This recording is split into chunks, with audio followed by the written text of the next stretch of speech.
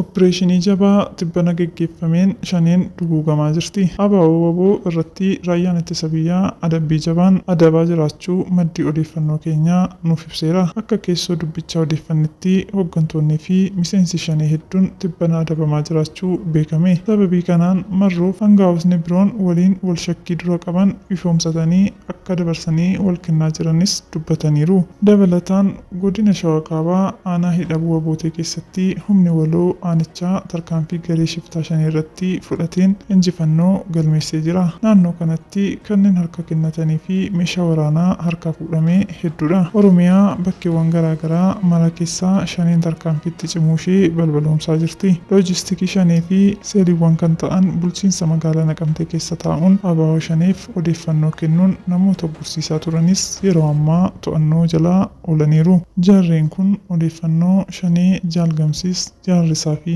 jaaldiinaraas kennaa akka turan hawaasni eeruu kennuun jarreen kana akka to'ataman taasiseera. Kana malees hooggantoonni fi miseensotni ABO shaniif gareen abbaa torbee zoonii Boorana Lixaa Moyyaalee kutaalee hawaasa adda addaa irratti yakka raawwachaa turan to'annoo jala ooluu isaanii beekameera. Miseensonni garee kanaa uummata qondaaltota mootummaa fi investoroota butanii ajjeesuu fi doorsisuun kaayyoo diigumsa isaanii galmaan ga'uuf yaalii gochaa akka turan yaadachuun opereeshinii cimaa waraanni naannoo sanatti godhamee keessatti lakkoofsi guddaan abbaa torbee miseensonni hojii raawwachiiftuu fi hooggantoonni dhimma ABO shanee to'annoo jala oolaniiru. Kanneenis du'aan adabamaniiru. Injifannoon raayyaa akkanumaan itti fufaa. Egaa jaallatamtootaa fi kabajamtoota maatiiwwan keenyaa qophii qabannee jirru asumarraan golomnaa yeroo gaarii qabaadhaa. Galatuma.